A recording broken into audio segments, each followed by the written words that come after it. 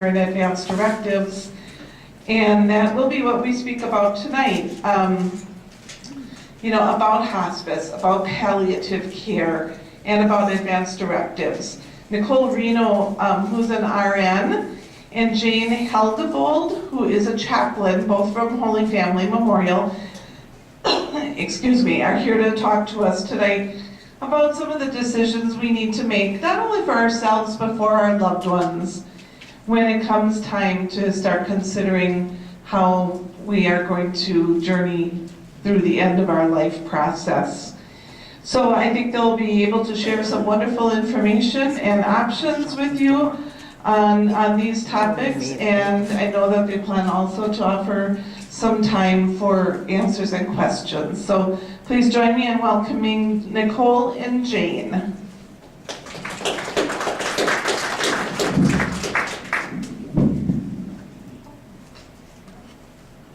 Yes, I really am this tall.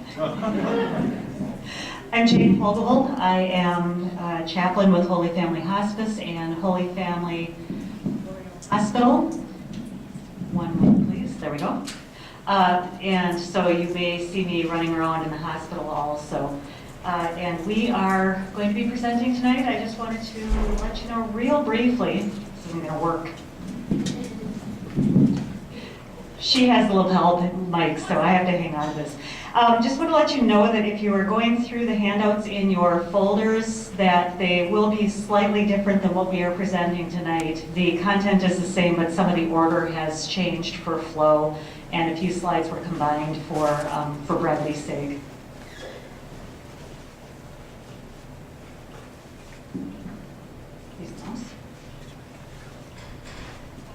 Down here. Okay. All right, so we're going to start out with the power of attorney for health care, directing one's future health care needs. So the first question then is, what is a power of attorney for health care? And in short, that power of attorney for health care is a legal written document that provides a person's choice about who will speak on his or her behalf when making medical decisions. It's also sometimes called an advance directive, and it is only activated when the person loses the ability to make her own healthcare decisions. That's a question we get fairly frequently in the hospital, is if I'm signing this, am I signing away my rights? And that is not the case at all. We're going to work out a system here. The next question that we'll sometimes have is the power of attorney for health care a will? Or does it also cover my finances? And the answer for that is no. The powers of attorney for health care and the power of attorney for finances are two different entities. They are two different documents. Both are available from the state of Wisconsin Health and Human Services website. We'll get into that in a little bit. What they both do, though, is if you are unable to make decisions on your own, the health care power of attorney covers your health decisions, and the financial obviously covers those financial matters. You can have that person, you can have one person be both, or here's a good example. My sister is a registered nurse, and I was one time a registered financial representative. So in our family, I get the financial piece of it, and my sister gets the healthcare piece of it. So you can split them up, you can have them be the same person. That choice is yours. And also, looking directly at Holy Family Memorial, we recognize and prefer the state of Wisconsin's power of attorney for healthcare as the document of choice. There are others available, lawyers may draw them up. Certainly we honor them, but the preferred, if you are going to be having one drawn up with us, is that we prefer that you use the state of Wisconsin form, which we have available.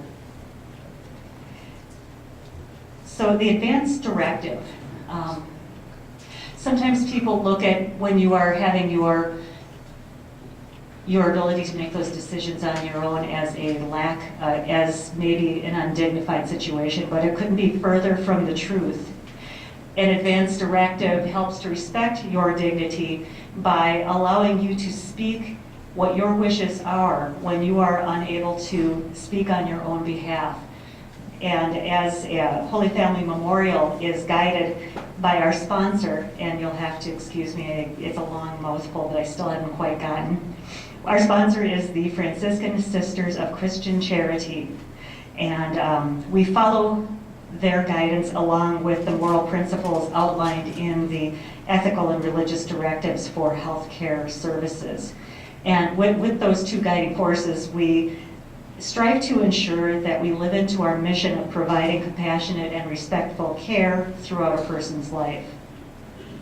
Now, as the above quote from the directive states, our respect for human dignity extends to all persons we serve. You don't need to be a Catholic to be having an advance directive or receive care. All people have the right to a dignified ability to speak for one's own health wishes. Also, the directives further instruct healthcare institutions such as Holy Family Hospital to make the available information about the rights to advance directives. And so not only are we doing it because it's the right thing to do, but also we're doing it, it is one of the directives that we strive to follow. And as I said earlier, the advance directives will speak for you when you cannot speak for yourself. The advance directive can be your voice when you're voiceless. It's based on the conversation with your agents. Some of the guesswork can be eliminated or at least mitigated. And I have worked in emergency rooms and been in situations where there's trauma or an unexpected health event. And there is nothing more heartbreaking than seeing a family struggle with the decision about what is it that my son, my daughter, my mother, my father might want to have in this particular situation. Some families are uneasy of even mentioning health crises. I think some people still have the belief that if you say it, it will happen. And if you don't say it, you are going to be lost. And your family is going to be going through a lot of unnecessary burden in trying to decide what it is that you would have wanted in that case.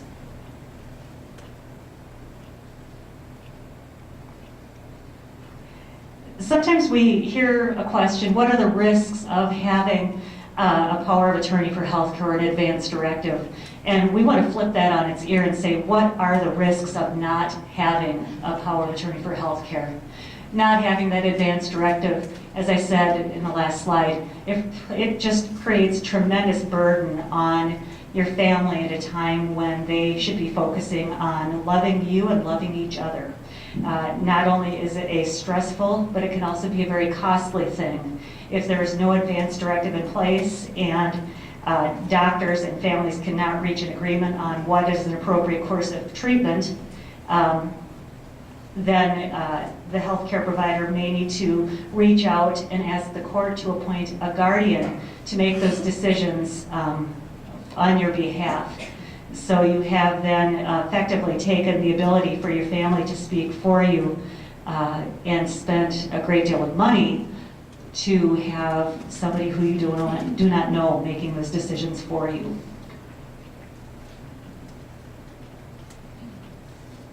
Sometimes people think that creating a power of attorney for healthcare and advance directive is for the middle-aged and older folk.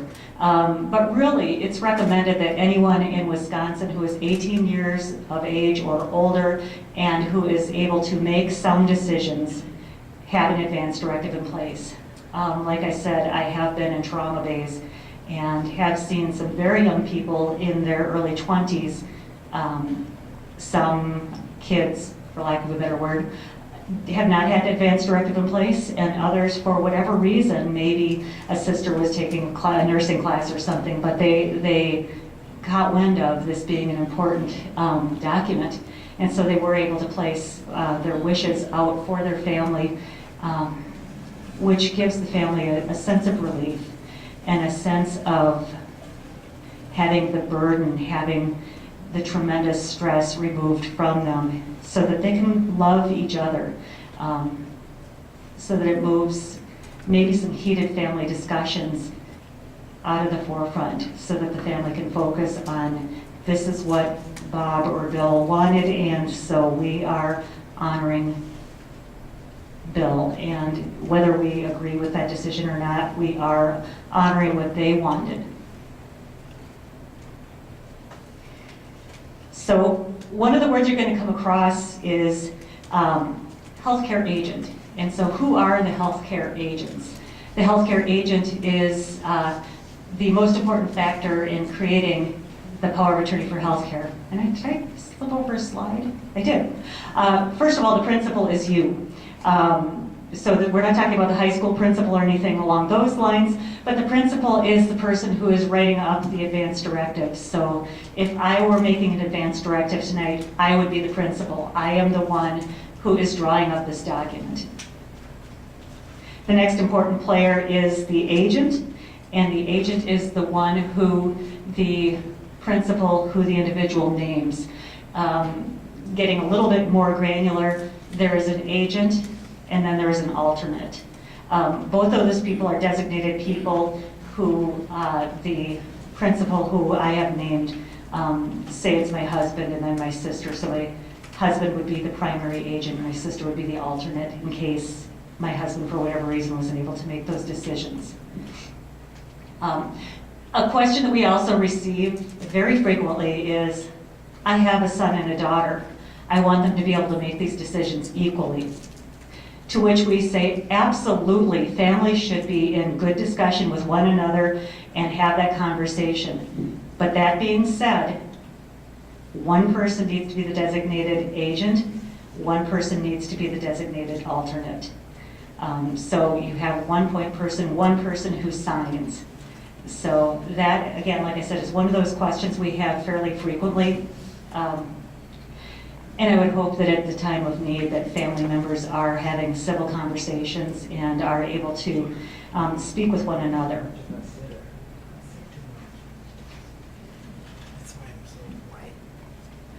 There is another component on the power of attorney for healthcare document, and that is the witnesses. Now, because this is a legal document, we need to have two people who witness the principal's signature. So it's not something you sign and run over to your neighbor's house and say, hey, can you sign this? They actually physically need to be able to watch you sign. If you are unable to sign, a simple X will do the job. Sometimes for whatever reason people are unable to write, but we do know that they are sound of mind. And so, especially in situations like that, having witnesses who were able to acknowledge, yes, we could see that the person was capable of making those decisions, and yes, we did see them sign this document, is vitally important. As well, I'm going to go back for just a second here. The other thing about witnesses is that it can't be just anybody. Witnesses must be 18 years of age or older. They cannot be related by blood, marriage, adoption, or be a domestic partner of the principal. They cannot be employees of the principal's healthcare facility, with the exception of chaplains and social workers. And where we'll run into this sometimes is Harbortown. Pastoral Care from Holy Family Memorial does assist in drawing up advance directives at the Harbortown Clinic location. But at the Harbortown Clinic location, we can have chaplains witness the signature or volunteers, but an actual employee of Holy Family Memorial may not witness the signature. Same goes for the hospital. In the hospital, we have social workers and we have chaplains, and then we have volunteers, and I'm ever so grateful as the evening chaplain that the volunteers are present, because advance directives get written up after 5 o'clock when everyone else is gone, and so it's a tremendous service that our volunteers provide by being available to help draw up these vital documents. Okay, so we've talked about that it's preserving your dignity. We have talked about that it is something that does not happen immediately when you sign the document. So when does a power of attorney become effective or become activated? It isn't as easy as some people think. It takes 2 signatures. It needs to be by 2 physicians, or it can be by a psychologist and a physician. Both of the individuals will meet with the patient and will do their own independent assessments of the patient to determine whether or not the patient is able to make those decisions, or if they should complete a form of incapacity. Oh. Sorry, I'm getting a little click happy here. There we go. So what happens after this document is signed is that it is then attached to the advance directive, so that the advance directive and the form that has the form of incapacity travel together, so that the healthcare team knows at a glance that the person is unable to make those decisions on his or her own behalf, and who is the person that is able to make those decisions. And so that is a requirement. Next question is, do I need to have an attorney to complete a power of attorney? And we've kind of touched on that already. While I have a lot of letters after my name, JD are not among them. I am not a lawyer, but I am able to help assist in completing a power of attorney for health care. So legal services can be obtained, and a lot of times people will receive this as a service when they are doing a more extensive estate plan with an attorney. But it is not necessary, and Holy Family will provide that service to anyone in the community at no cost. We ask that you contact Pastoral Care and make an appointment. We do some of the appointments at the hospital itself, but the majority of those are taken care of at the Harbortown Clinic location. And I believe when it is open that the lakefront facility will also have that service available. And ever so subtly, I'm being informed that my time is up. What I can say is that if you want to receive the power of attorney form from the state, it's a very long address, or if you just want to plug into Google Wisconsin Power of Attorney for Healthcare, it's the first one that pops up. Or you can receive a form from Holy Family Memorial. I have a very small number of the forms with me tonight. And again, it's something that we prefer to walk through with people because there are some very easily misunderstood questions on the form. And we're almost to the point where we're done, but I wanted to just read a couple of these, and then you'll kind of understand why it is that we like to help people go through the forms.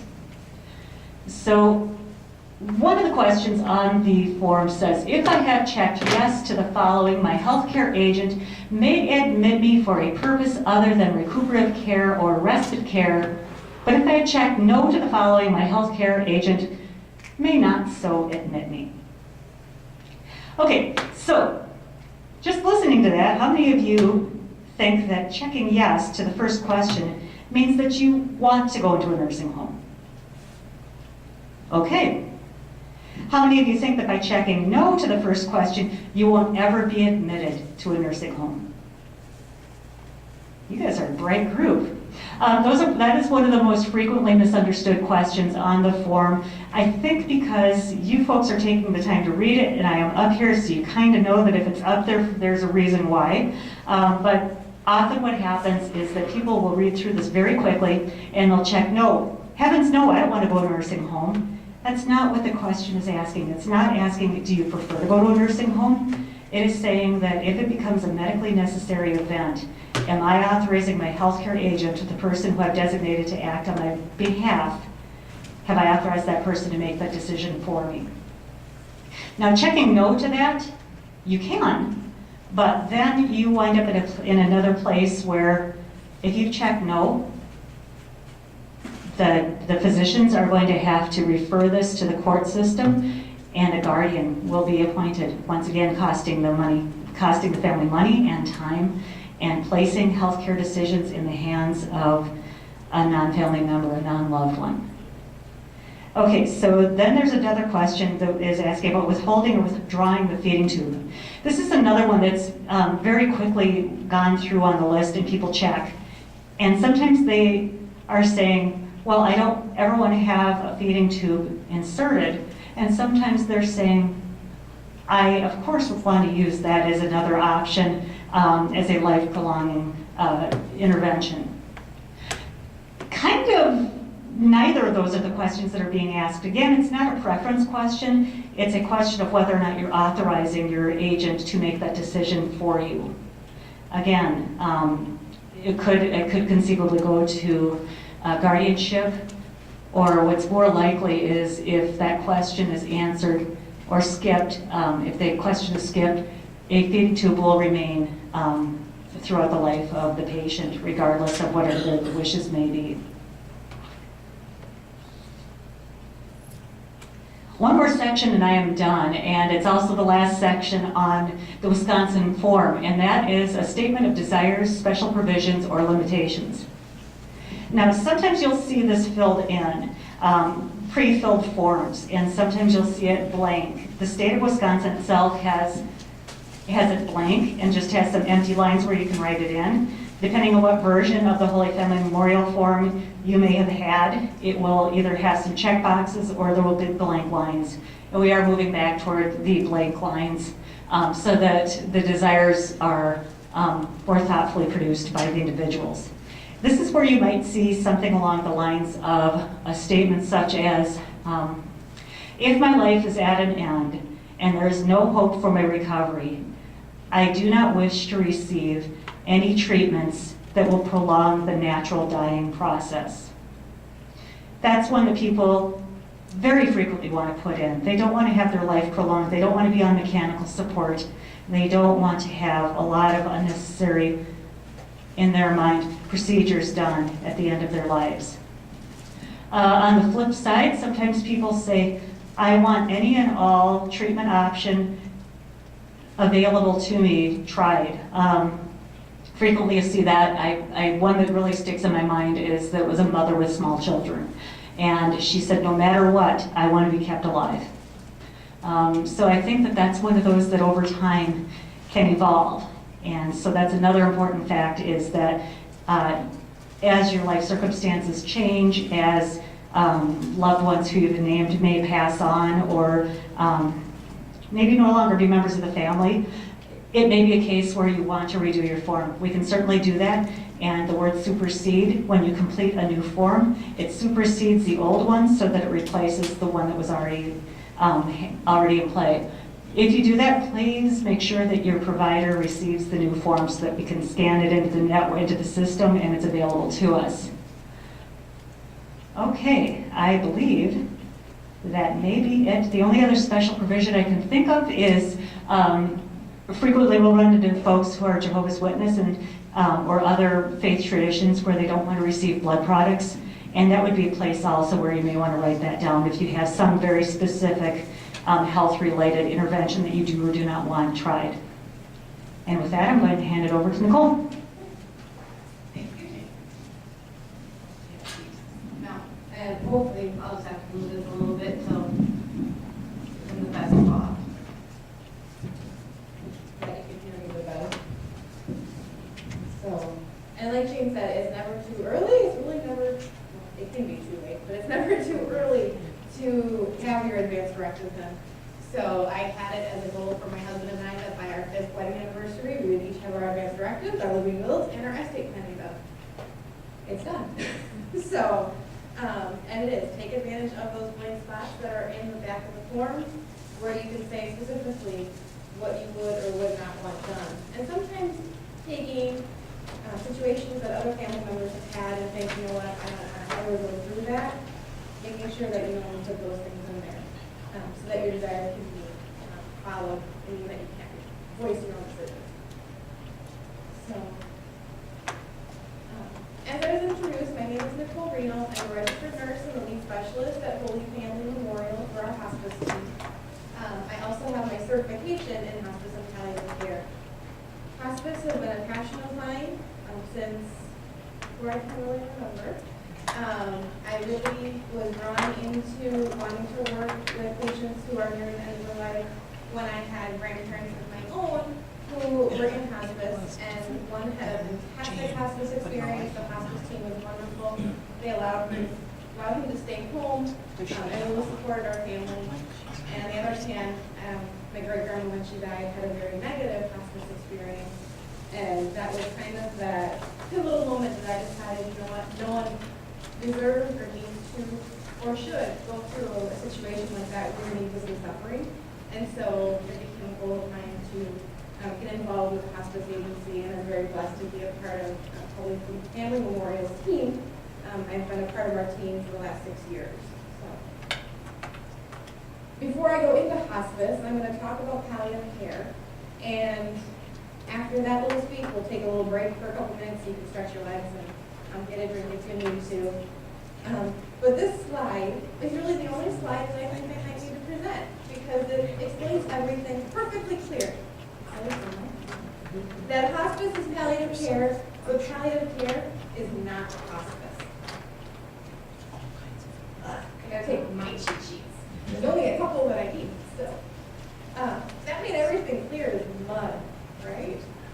And so really what this is saying is that palliative care is a focus on symptom management from onset and any point on for a person who has a chronic or life-limiting condition. Palliative care can be provided for years or even decades. And it's not just for the elderly, it's for any person along their life. It can be from infant through the elderly. Whereas hospice care focuses on symptom management within the last 6 months of life. With palliative care, you can pursue active aggressive treatments. So you can get blood transfusions, or you can pursue chemotherapy or radiation, IV fluids. Those are all things that are appropriate with palliative care because you are trying to prolong life while managing symptoms that might be arising due to your condition. Hospice, we are not prolonging life. We are letting nature take its natural course, but managing the symptoms that might arise along that journey. So what is the purpose of palliative care? It's really to focus not just on the patient, but their whole family as well. It is support for the family and caregivers, anyone that is connected to that patient. And it is to decrease the physical and emotional symptoms of the illness, because we know when we are suffering physically, we also suffer emotionally and spiritually, because we are not just a one straight up and down being. We are very three-dimensional, and there are many different needs that we have. And so focusing on that holistic approach is part of what hospice and palliative care does, to be able to meet those emotional, spiritual, and physical needs that you might have. It's also there to help the patient and family better understand the illness and that anticipated disease course. Because if you know what the potentials are for in the future, it helps you make better decisions now so you know which way you want to direct your care. It's also there to help make medical decisions. The palliative care team does not make those decisions for you. They are there to help educate you and inform you of your options so that you can make the informed decision that you feel is best for you and your family.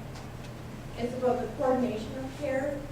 Healthcare systems and networks can be very confusing. It can be overwhelming. Even for someone in healthcare, I can get kind of swept away with, okay, where am I supposed to go next? And so working on having that team approach, multiple people involved in your care, helping direct you through so that one specialist knows what the other specialist is doing and your primary care provider is involved, and it makes things move a lot smoother.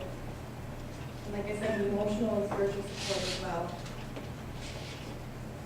So what illnesses might be appropriate for palliative care services? Really, I have some listed here, but it's any condition that is chronic or that is life-limiting at some point. So advanced cancers, obviously, can be life-limiting, but also it can be congestive heart failure, COPD, diabetes, if you had a stroke or if you have Parkinson's. Those are all conditions where symptoms are going to arise because of that specific disease. And palliative care and hospice are there to be able to help manage the symptoms that come up, to keep you comfortable, to improve that quality of life, so that you can keep doing the things that you enjoy as long as possible.